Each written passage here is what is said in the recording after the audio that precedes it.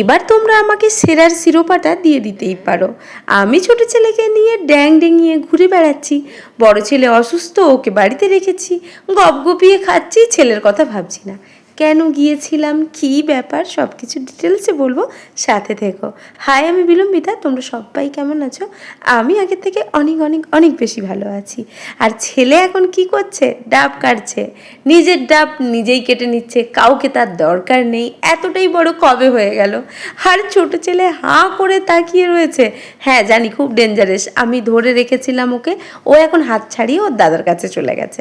দাদা ভাইয়ের এই বন্ডিংটা আমার খুবই ভালো লাগে। এবার নিন্দুকেরা তো নিন্দে করবেই, এইসব নিয়ে আমি এত মাথা ঘামাচ্ছি। আর আমাদের গাছের ড্রাগন ফল, যেটা কিনা দারুণ হয়েছিল, আমি তো খুব এক্সাইটেড ছিলাম এটা কেটে খাওয়ার জন্য, কারণ প্রথমবারেরটা খেতে পারিনি, নষ্ট হয়ে গেছে।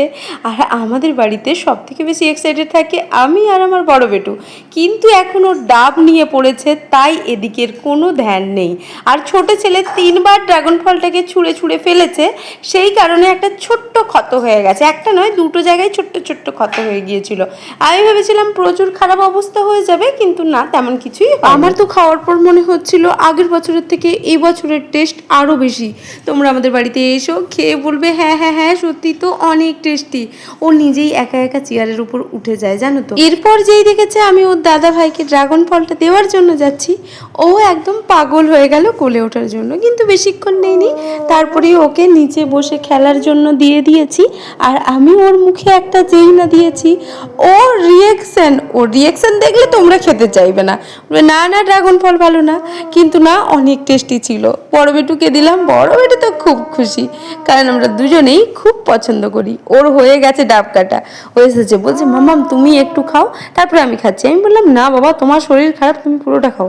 ও আমাকে খুব জেদ করাতে আমি অল্প একটু নিয়েছিলাম। আর তোমরা তো জানোই, যারা কন্টিনিউ আমার ভিডিও দেখো, যে ও সব কিছুতেই জেদ করে, দেন আমার কথা শুনে নেয়। আর এই ডাবগুলো দিয়ে গিয়েছিল আমার শ্বশুরবাড়ি থেকে, শ্বশুরবাড়ির গাছের এই ডাবগুলো অনেক মিষ্টি ছিল, আর তার সাথে এতে না শ্বাসও ছিল।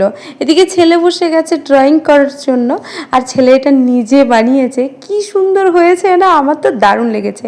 যে মামাম এই লাইনগুলো না খুব সূক্ষ্ম করে টানতে হচ্ছে, না হলে বেঁকে যাবে। ও ওদিকে ড্রয়িং করছে, এদিকে আমাদের বাড়িতে চারধারে প্রচুর স্মেল ছাড়ছে, মানে পাশেই ডাস্টবিন, তার পাশেই খাটাল, তার পাশেই ড্রেন, মানে একদম আমাদের বাড়িটার সামনেই 3টে জিনিস, মানে বুঝতে পেরেছো।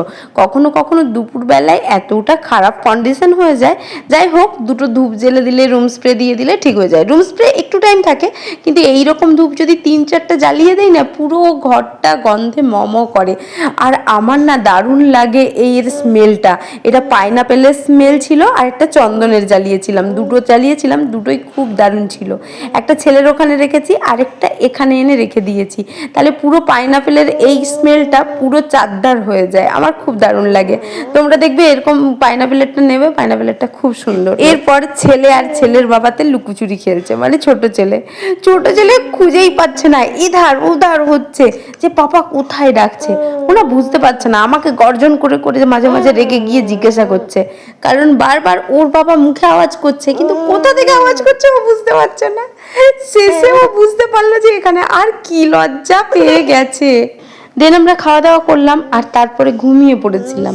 ঘুম থেকে ওঠার পর ছেলে তো ক্লাসে গেল, আর আমাদেরকে নিয়ে ওর বাবা এসেছিল একটা কাজে। এবার যদি শুধুই কাজ বলি তাহলে ভুল বলা হবে, কাজ প্লাস পুরনো বন্ধুদের সাথে যা হয় আর কি, গল্প আড্ডা, একটু খাওয়া দাওয়া। এটা কোনো প্ল্যানিংয়ের অংশ ছিল না, আমরা এমনি বেরোই, একটু চা খেয়ে আসি, কিন্তু এটা কাজ প্লাস সাথে হয়ে গেছে সব কিছু। এবার অনেকের কথা শুনলে তো সব কিছু হবে না, অনেকেই খারাপ ভাবতে পারে, কিন্তু যেটা পরিস্থিতি সেটা তো পরিস্থিতিই না।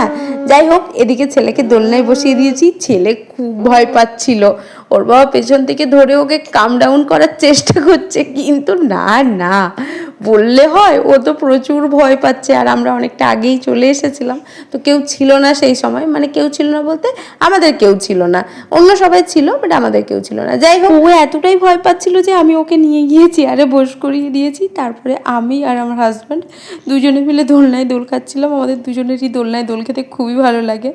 আর ছেলে ওদিকে বসে রয়েছে, আমি বলছি দেখো ওকেও একটু ভিডিওতে নেই, ওর রিয়াকশনটাও আমরা ক্যাপচার করেছি, দেখতে পেয়েছো কেমন বসে রয়েছে, হাঁ করে দেখছে যে হ্যাঁ তোরা তো আমাকে নিয়েও দোল খেতে পারতি না, কিনা তোরা দুজনে মিলে দোল খেতে চলে গেলি, তোরা কেমন বাপ মারে। জোক অফ দ্য পার্ট, আমরা রাস্তায় আস্তে আস্তে পকোড়া কিনেছিলাম। ওই পকোড়াই আমি তো আগে থেকেই খাচ্ছিলাম, এখন ওর বাবা আর ছেলে দুজনেই খাচ্ছে। আমাদের এখানে আসা অনেকটা টাইম হয়ে গিয়েছিল আর আমার খুব বোর ফিল হচ্ছিল, কারণ চা ছাড়া হচ্ছিল না। তারপর চা এলো, ব্যাপারটা জমে গেল।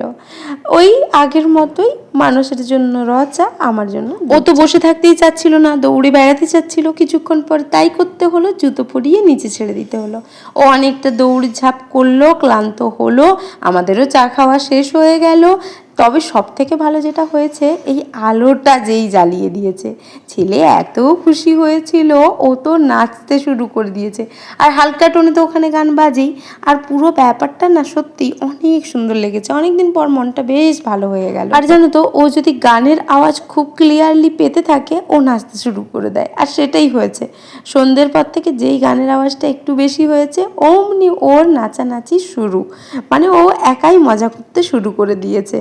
আমরা যখন ভিডিও নিয়ে আগের দিকে এসেছি, তখন ওর মুডটা চেঞ্জ হয়ে গেছে, ও ক্যামেরাটা না খুব বুঝে গেছে। আর এই সব কিছুর মাঝে একটা সত্যি কথা না বললেই নয়, সেটা হলো আমরা বড় বেটুকে খুব মিস করছিলাম, কিন্তু এটা একটা ইম্পর্টেন্ট কাজ ছিল, কিচ্ছু করার নেই। তারপরে আমাদেরকে আবার ছেলেকে নিতে যাওয়ারও ব্যাপার ছিল, তো সব কিছুটাই হয়েছে খুবই তাড়াহুড়োর মধ্যে। আবার অর্ডার দেওয়া হয়েছিল কফি আর তার সাথে চিকেন ললিপপ, আরও বেশ কিছু খাবার, কিন্তু সব কিছু ভিডিও করে উঠতে পারিনি। তার একটাই কারণ, সবাই তো ক্যামেরা ফ্রেন্ডলি হয় না, আর আমিও অন্যদেরকে ডিস্টার্ব করতে চাচ্ছিলাম না। এই নয় যে তারা না বলেছে, আমি নিজে থেকে কমফোর্টেবল ফিল করছিলাম না বলে আর ভিডিও টিডিও করলাম না, কারণ আমার ভিডিওর কারণে অন্যরা অস্বস্তি ফিল করবে, এটা আমার নিজেরই খারাপ লাগবে।